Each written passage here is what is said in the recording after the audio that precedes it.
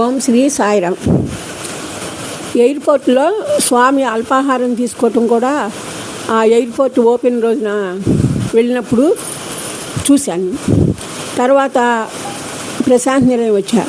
ఆ పొందిన ఆనందాన్ని ఎవ్వరికీ చెప్పకూడదు, ఎవ్వరికీ తెలియదు కదా. ఇది నేను ఇక్కడ వచ్చి స్వామితో ఇటువంటి ఆనందాన్ని అనుభవించినట్లు ఆ ఆనందం మనలో మనమే ఉంచుకుందాం అనే ఉద్దేశంతో వెళ్ళి క్యూలో కూర్చున్నా. ఏది పూర్ణచంద్ర హాలు గట్టి మీద అప్పుడు ఆ రోజుల్లో కూర్చోబెట్టేవారు. ఆ లైన్స్లో కూర్చుంటే వర్షం కదా, కింద ఆ గట్టు కింద అంతా నీళ్లు నిల్చుండే. అందరం లైన్లో కూర్చున్నాం. ఒక ఆవిడ వచ్చి ఆ నీళ్ళల్లో రామును పడిపోయింది. పాపం పెద్ద ఆవిడ, మా అమ్మ వయసు ఆవిడ. నా పక్కన వాళ్ళు అటు ఇటు వాళ్ళందరూ పక్క నవ్వారు. ఏంటి నవ్వుతారు, స్వామికి దెబ్బ తగిలింది, నవ్వుతారా మీరు అని అడిగా. స్వామికి దెబ్బ ఏంటి అన్నారు. అంటే అనుకోకుండా వచ్చేసింది ఆ నోట్లో నుంచి. అని అంటే కాలు ఏలికి మేకు గుచ్చుకుందంట స్వామికి. మీరెట్టా చూశారు, ఎక్కడ చూశారు? ఇంకా ఏంటి చెప్పాల్సిందే కదా. ఎయిర్పోర్ట్కి ఇట్లా వెళ్ళాను, ఇక అంతే, ఏంటి అక్కడ ఏం జరిగింది అని చెప్పేసి అలాంటి విషయాలు అడగటం అవన్నీ ఆనందంగా అయింది. అప్పుడే నాకు నా ఫ్రెండు జగదీశ్వరి అనే ఆవిడ బాగా నన్ను పరిచయం అవటం, ఒక స్నేహితురాలుగా మిగిలింది జీవితంలో. అయ్యాక ఈ కారు సంగతి చెప్పాల్సింది. కారు స్వామి అదే పుట్టినరోజు లోపలే దాన్ని ఏమంటారు, సూపర్ హాస్పిటల్కి వెళ్ళి తిరిగి వస్తున్నారు. నేను వినాయకుడి దగ్గర కాపలా కాశా, అంటే నాగేంద్ర స్వామి అవి ఉంటాయి నవగ్రహాలు, అక్కడ నుంచుని ఉండా. ఎందుకంటే స్వామి వస్తారు, గవిక్కున ఆ గేట్ దాటి బయటికి వెళ్తే స్వామిని చూడొచ్చు కారులోను, కాసేపు అట అని చెప్పేసి అనుకున్నా. తీరా చూస్తే ఆ విజిల్స్ వినపడుతున్నాయి. ఏంటంటే ఎవరు అడ్డాము లేకుండా ఎవరికాళ్ళే రోడ్డుకి అటు ఇటు నుంచుంటారనమాట. బాగా విజిల్స్ దగ్గరికి వచ్చేసినాయి. అమ్మ స్వామి వచ్చేస్తున్నారు. వాళ్ళు గేట్ వేస్తారంటే కొంచెం ఇంకా కొంచెం ముందు తలిపేయాల్సిందే. గవిక్కున ఒక దూకి ఆ పక్క రోడ్డుకి వెళ్ళాక ఏమైందంటే స్వామి నన్ను మాత్రం, నాకు అటు ఇటు కూడా, అటు ఒక 3 గజాలు ఇటు ఒక 3 గజాలు ఎవరో మనుషులు లేదు. ఎందుకంటే వీళ్ళందరినీ ఆ పక్కకి జరిపేశారు. పోలీసులు ఉంటారు కదా, ఆ పక్కకు జరిపేసేసారు. నేను ఒక్కదాన్ని ఇక్కడ నుంచున్నా. స్వామి కారులో వచ్చారు. స్వామి కారులో వచ్చి కరెక్ట్గా నా ముందు నా 2 చేతులు కారు మీద పెట్టి 2 చేతులతోనూ, అంటే అలా నిదానంగా కారు నా ముందుకు రావటం, నేను ఆ 2 చేతులతో ఆ అద్దాల మీద, స్వామి ఏమో ఈ పక్కనే కూర్చున్నారు, ఇటు ఎడం పక్కన కూర్చుని, నేను ఎడం పక్కనే ఉన్నాను. ఈ 2 చేతులని కూడా స్వామి మీద, అంటే స్వామికి అటు ఇటుగా కారు మీద పెట్టి ఎంతో ఆనందాన్ని, ఆ స్వామి కారులో ఉన్న ఆనందాన్ని కూడా నాకు అనుభవింపజేశారు. స్వామి ప్రతి ఒక్క మన మాటని, మన హృదయంలో ఒక ఆలోచన వచ్చిందంటే, ఒక స్థిరత్వమైన మాట కానీ మంచి జరగాలని కనుక ఉంటే అస్సలు మన నోరు దాటి బయటికి రావక్కర్లా. మనస్సులో ఎప్పుడైతే అది ఉద్భవించిందో అది కూడా తెలిసిన ఏకైక దైవం భగవంతుడు, భగవాన్ శ్రీ సత్యసాయి బాబా. ఇలా ఎన్నో సంఘటనలతో ఎన్నోసార్లు, అసలు నేను నా కుటుంబం గురించి కూడా నేను ఎప్పుడు ఒక్కరోజు కూడా అడగటం నాకు తెలియదు. ఎందుకంటే స్వామి సర్వాంతర్యామి. స్వామి వైపు మనం చూస్తే స్వామి మన కుటుంబాన్నే కాదు, మన ఊరినే కాదు, దేనినైనా సరే మన అనుకున్న ఈ ప్రపంచాన్ని కూడా సక్రమంగా చేయగల శక్తి స్వామికి ఉన్నది. అదే శివశక్తి స్వరూపం. అయితే ఒకసారి ఏమైందంటే, ఇప్పుడు ఎందుకు చెప్పించారో, ఒకసారి నాకు చాలా బాధేస్తుంది. మా ఊర్లో వర్షాలు లేక పంటలన్నీ పాడైపోతున్నాయని. అప్పుడు స్వామి దగ్గరికి వెళ్ళిన కొత్త, అసలు ఎంత ప్రేమో నేను చెప్పలేను. నా నోట్లో మాట అంతా స్వామి స్వామి స్వామి. మా నాన్నగారు అలాగే ఆ ముందు సంవత్సరం వెళ్ళొచ్చి ఎప్పుడు సాయిబాబా గారు కబుర్లే చెప్పేవారంట. ఆ వంతెన దగ్గర కూర్చుని, అంటే కాసేపు రెస్ట్గా అట్లా కూర్చుని, ఆ రాత్రిపూట అందరూ అల్లుళ్ళు, మామగారు, ఇంకా బంధువులు అందరూ వంతెనలని పల్లెటూళ్ళలో ఉంటాయి, వాటి మీద కూర్చుని కబుర్లు చెప్పేవారు. అప్పుడంతా బాబా గారి గురించే చెప్పేవారంట. తర్వాత తెలిసింది. అయ్యాక నా నోట్లో నుంచి అదే భజన. అయితే వర్షాలు పడట్లేదు స్వామి, మా ఊరు బాగుండాలి, అన్ని పంటలు పండాలి అని చెప్పేసి బాగా పుస్తకం మీద రాసుకుని నువ్వేమైనా సరే నువ్వు అనుగ్రహించాలని. అంతే. అప్పటికి ఒక బోరు ఉండేదల్లా, ఊళ్ళో అన్ని బోర్లే. అందరూ అసలు ఇప్పుడు పంట ఈ నీరు లేదు, పంట అంటే అసలు వర్షాల కోసం ఎదురు చూస్తామనుకోండి. వర్షాకాలంలో పడిన వానలకి ఈ బోరు నీళ్ళు ఈ జొతయ్యి ఏదన్నా చివరిలో ఒకళ్ళో ఇద్దరు అదును తప్పు వేసుకున్న వాళ్ళు మాత్రమే పంట దెబ్బలు తింటాం. కానీ మిగతా అందరికీ పంటలు బ్రహ్మాండంగా పండుతా. మొక్కజొన్న అని, పచ్చిమిర్చి అని, వరి పొలాలు ఉండే వాళ్ళకి వరి పొలాలు, ఇలా పంటలు పండుతూనే ఉండే. పొగాకు వేసుకుంటారు, మామిడి తోటలు ఉంటాయి. అట్లా ఆ రకమైన భవిష్యత్తుని కోరినందుకు బాబాగారు ఆ వర్తమాన కాలంగా ఈ పంటలతో మా ఊరిని కళకళలాడిస్తా అందరూ చక్కగా ఇల్లు కట్టుకోవటం, చేసుకోవటం, ఇల్లు అని అలాంటి వైభవాన్నే పొందుతున్నారనేది నా ఉద్దేశం. నేను మాత్రం ఆధ్యాత్మిక ఆనందంలో నేను మెలకువ ఉన్నంత వరకు ప్రతి సెకను రాత్రి 11 అవని 12 అవని పుస్తకం పెన్ను చేతిలో నాకు తృప్తి కలిగితేనే ఆ రోజు రాసుకుని నిద్రలోకి వెళ్తా. లేకుంటే మళ్ళీ తెల్లారుదామని 4 3 మెలకువ వస్తే మళ్ళా శరీరం కూడా చూసుకోవాలి. 4 సరే లేచి మళ్ళా రాసి చదువుకోవటం. ఒక్కొక్క పుస్తకాన్ని ఎన్నిసార్లు చదువుకున్నాననేది ఆ స్వామికి నాకే తెలుసు. ఏదైనా అంటే అంత రాయాల్సింది నేను కాదు, రాయించారు స్వామి, చదివేది నేను అని ఆ భావంతో దాన్ని అంత ఆనందంగా చదువుకోవటం ఈ రోజుకి కూడా నాకు ఎంతో ఇష్ట కార్యం.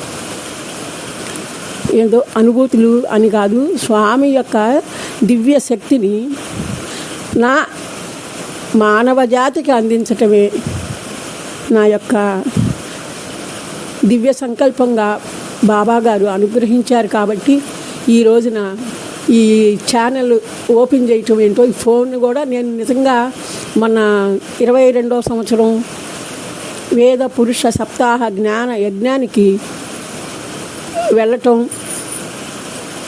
జరిగింది. అసలు నేను ఫోన్ కొనుక్కుందామని కాదు, అసలు ఆ ఆలోచన కూడా లేదు. మా పెదబాబు నా పుట్టినరోజుకి అమ్మా ఫోన్ కొనివనా ఏదో ఒక పద్యం అనమాట స్వామిది వినిపించా. ఎప్పుడూ లేదు. ఏదైనా సరే అంత బాగుంది, నాకు నచ్చింది, సరేలే ఒకసారి వినిపిద్దామే ఎట్లా ఉంటుందని. నాన్న ఇది ఒకసారి వినవా అన్న, పుట్టినరోజు ఆ రోజు కదా, ఆ ఉత్సాహం అని అంటే కొంచెం విన్నాక అన్నాడు, అమ్మా ఇది నువ్వా అన్నాడు. బాగుందమ్మా అన్నాడు. అబ్బా ఆయన అనుకుని ఆనందం వేసిందనమాట. ఇంట్లో వాళ్ళు కనుక సమ్మతిస్తే దాని ఆనందం వేరుగా ఉంటుంది. కాబట్టి ఇక అది అయ్యాక ఫోన్ కొనివ్వనమ్మా, నీకు ఇదేంటి ఏదో ట్యాబ్ కొనివ్వనా, లేకపోతే ఏం కొనివ్వను, కంప్యూటర్ కొనివ్వనమ్మా అట్టా అప్పటికప్పుడు అన్నాడు. అంటే ఇప్పుడు ఏమి వద్దునానా, పాపని పెంచుతున్నా కదా కార్తీకాన్ని, అదే ఇంటికి వెళ్ళాక ఇప్పుడైతే ఆ ఫోను అవన్నీ అది తీసుకుని పడేస్తుందేమో, నేను ఇంటికి వెళ్ళాక కొనిద్దువు కానీ అన్నాక ఇక నాకు అది అడగబుద్ధి అవ్వాల. ఇంటికి వచ్చా కానీ ఈ మధ్య అడగబుద్ధి అవ్వాల. ఎందుకంటే వాళ్ళు ఇల్లు కొనుక్కుని చేసుకుని అక్కడ వాళ్ళ భార్యాభర్తలు శ్రమ పడతా ఒక బిడ్డ కోసమని వాళ్ళు ఎన్నో అన్ని సౌకర్యాలను కూడా ఒక్కొక్కటితో అంటే తగ్గించుకుని బిడ్డ కోసం అంత శ్రమ పడతా అంటే మనం పెద్దలు ఇచ్చిన ఆస్తులు అన్నీ కూడా అలా అలా అలా బోకుగా అమ్మకాలు పెట్టి పిల్లలకి చెందాల్సిన వాటిని కూడా ఇవ్వలేన పరిస్థితికి వచ్చేసాం కదా అని తప్పు. మనం ఇప్పుడు ఈ ఫోన్ కావాలంటే 10-15 వేలు కావాలి, ఎప్పుడో ఒకప్పుడు స్వామి ఇస్తారు అనే ఉద్దేశంతో నేను కాలయాపన చేశా. పుట్టపర్తి వచ్చా, ఏదో ఒక 3,500 చేతితో పట్టుకున్నాను, బయలుదేరి వచ్చాక టికెట్ ముందే తీసుకున్నారు మా వారు. ఆనందంగానే పంపిస్తారు ఎప్పుడైనా. అది అయ్యాక భగవాన్ ఏం చేయాలి, ఒక స్నేహితురాలు ప్రేమగా బాగా ఉండేది. రమా పుట్టపర్తి రా, ఇక్కడ ఇల్లు ఉంది కదా రమ్మని పిలిచింది. నాకు అయినా నేను 35 సంవత్సరాల నుంచి 88 సంవత్సరం నుంచి తుమ్మల సీతారామమ్మ మామ గదిలోనే స్వామి అంటే మా తుమ్మల వారే అది బయలుదేరి అక్కడే నేను పొద్దున్నే ఆ ఇంట్లో పడుకోవటం, పొద్దున్నే స్నానం చేయటం, స్వామిని దర్శనం చేసుకోవటం ఇలాంటి కార్యక్రమంగా నాది. వాళ్ళకి ఇబ్బంది లేకుండా క్యాంటీన్లో భోజనం మా అమ్మ వండి పెడతాననేది. 92 సంవత్సరాలు వచ్చినా కూడా తెల్లారుజామున 3 గంటలకి నేను నిజం చెప్తున్నా పుట్టపర్తి వచ్చి మొదటి ప్రయాణంలో వేడి నీళ్ళు పోసుకోలేదు, కానీ 6 రోజులు రెండవసారి నుంచి స్నానానికి వేడి నీళ్ళు లేదే నేను స్నానం చేశాను. ఆ మా అమ్మ నేను వెళ్ళినప్పుడు తనకి ఒక 70 ఏళ్ళు అట్లా ఉంటాయేమో. వేడి నీళ్ళు కాసి తెల్లవారుజామున ఒక పుల్లలు పొయ్యి ఉండేది రాళ్ళతో, ఆ పుల్లలు కానీ అట్టలు మన ఇదేం పేరేంటి షాప్ ఉంటుంది కదా, అక్కడ అట్లన్నీ ఆ అట్టపెట్లన్నీ తీసుకొచ్చి పనాళ్ళు ఇక్కడ ఇస్తారనమాట. అంటే కొన్ని తనకు కావాల్సినవి దాన్ని చింపి అన్నీ చక్కగా పుల్లల్లాగా అట్లా వెడల్పుగా చేసుకుని పెట్టుకుని ఉంచుకుంటుంది. వాటిని ఒక అరుగు కింద దాసి వాటితో పొయ్యి అంటించటం చేయటం ఆ మామ పని. పొద్దున్నే తెల్లారి 3ంటికి లేచి రమా ఎక్కడ వెళ్తుందో వేడి నీళ్ళు పెట్టి తను కూడా కాసుకుని ఆ కాగులో చేసేదనమాట. స్నానం చేసి నేను అమ్మ రమ్మా అని అనక్కర్లా, నేను లేచే ఉంటా కదా, పుస్తకం పెన్ను చేతిలోనే ఉంటాయి నాకు. అమ్మ రమా కొంచెం పెందల కాళ్ళు ఎటు తీసేయమ్మా, స్వామి కరెంటు బిల్లు స్వామి కట్టుకుంటున్నారు అని అంది ఒకసారి వెళ్ళిన కొత్తలో మొదటిసారి. అంటే నేనన్నా స్వామి కట్టుకుంటున్నారా, అట్లయితే నువ్వేం మాట్లాడబాకు మా అమ్మ, స్వామి తలుపు లైట్ తీయమన్నా చెప్పరు, ఎందుకంటే నేను స్వామి పని నేను చేసేది, అందుకని నీకు ఆ భయం ఏమి వద్దు, కానీ నువ్వు నీ దారి నువ్వు పడుకో, నాకు ఎప్పుడు పడుకోవాలనుకుంటే అప్పుడు పడుకుంటాను అని చెప్పేసి అని అట్టా తెల్లారులు ఎప్పుడు రాసుకునేదాన్నో ఎప్పుడు చేసుకునేదాన్నో అంత స్వేచ్ఛగా నాకు జీవితాన్ని ఆ ప్రశాంత నిలయంలో సౌత్ బిల్డింగ్ అంటున్న బాత్రూమ్లు పక్కన ఉన్న పాత రూముల్లో మొదటి రూములో నేను ఉండేదాన్ని. ఎంతంత రూములు అయ్యి చిన్న చిన్న రూములు.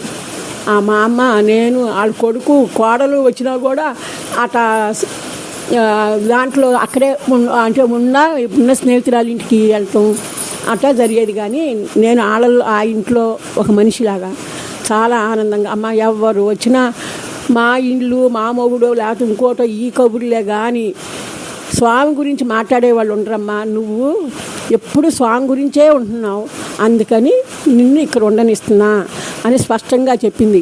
తాను చనిపోయే ముందు కూడా తన కొడుకుని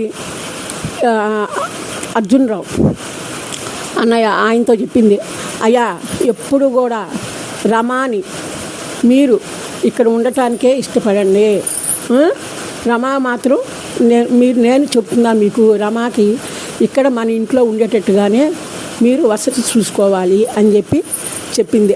ఆ మాట ఎంత అదృష్టం. అలాగే ఒకసారి ఏమైందంటే ఎటు నుంచి ఎటు వెళ్తున్నానో స్వామిని తలుసుకుంటే అట్టాగా ఉంటాయి. ఒకసారి ఆ మామ ఏం చేసిందంటే స్వామి సృష్టించి ఇచ్చిన ఒక వెండి పథకాన్ని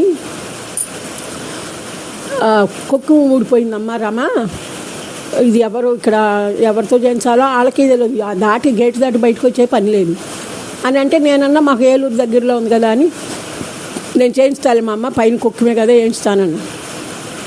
తీసుకొచ్చాం, అంతా అయింది. అయ్యాక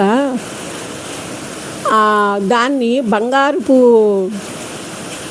ప్రతిమలాగా చేయించాలని ఎట్టకు వెళ్తున్నారు కదా, అక్కడ ఒక ఉంగరానికి అదే ఒక ప్రతిమని చేయించండి అని చెప్పేసి చెప్పినాను. మా చిన్నబాబు మా వారు ఇద్దరు వెళ్ళారు. అది అక్కడ అతను బంగారం తయారు చేశాడు, కానీ ఇది ఎక్కడ పెట్టానో నాకు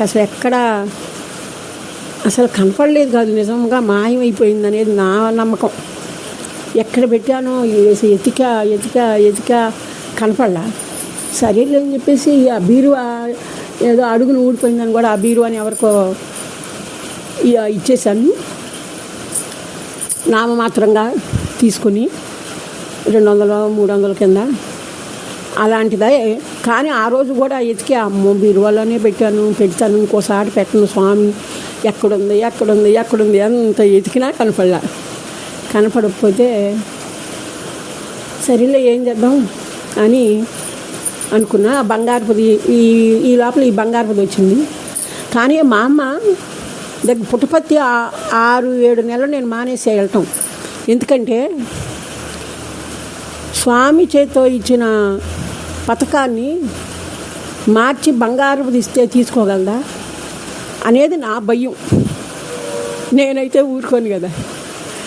అప్పుడు ఏం చెయ్యాలి, స్వామి మీద బెంగగా ఉంది, వెళ్ళాలి, ఏదో విషయాలు మంచివి చెప్తారు, దాంట్లో ఏంటి నాకు చెందినయో చూసుకుని నేను దాన్ని పట్టించుకోవాలి, దాన్ని ఆచరించాలి అనేది నా ఆలోచన అని అన్నాక ఏదైందని మా వారిని ప్రోత్సహించా. పదండి వెళ్దాం మనం పుట్టపర్తి, మీరు రండి అని చెప్పేసి. ఆయనకి ఇవన్నీ ఏం తెలియదు. ఆ పథకం తీసుకుని బంగారపుది వచ్చింది, అంటే అప్పటికి ఎప్పుడో వచ్చి ఉంది, తీసుకుని బయలుదేరి వెళ్ళాక మా అమ్మ పెద్దదైంది కదా వయసు, బాగా 90 సంవత్సరాల దాకా. మా అమ్మా నా గొలుసు తెచ్చావా, నా పథకం తెచ్చావా అని అడిగింది. తెచ్చామమ్మ ఇదిగో అని చెప్పేసి దానికి ఏదో ఒక తాడు అనుకుంటా కట్టి మా అమ్మ మెడలో వేసా. ఎందుకంటే పెద్దది ఈ లాకెట్ని ఇటు పట్టుకుని ఇటు చూసుకోదు కదా అని నేను అనుకున్నా. దర్శనానికి వెళ్ళిపోయా. అమ్మయ్య బతుకు జీవుడా నాయన అని వెళ్ళాక మళ్ళీ మా అమ్మ వాళ్ళ ఇంటికి రావాలి కదా. మా అమ్మ వాళ్ళ ఇంటికి వస్తే ఏమ్మా రమా ఏంటి బంగారు చేయించావా అని అంటే నా యొక్క సత్యవాకు మా అమ్మకి తెలుసు కాబట్టి మా అమ్మ ఇట్లా జరిగింది, ఆ భయంతోనే నేను 7-8 నెలలు దాదాపు సుమారుగా రాలేదు, కానీ ఇప్పుడు ఇలా చేయించి నీకు ఆ స్వామి చేయించారనుకుని నీకు నేను అంటే తీసుకురాగలిగాను అన్న అంటే కళ్ళకద్దుకుని తీసుకుంది మా అమ్మ.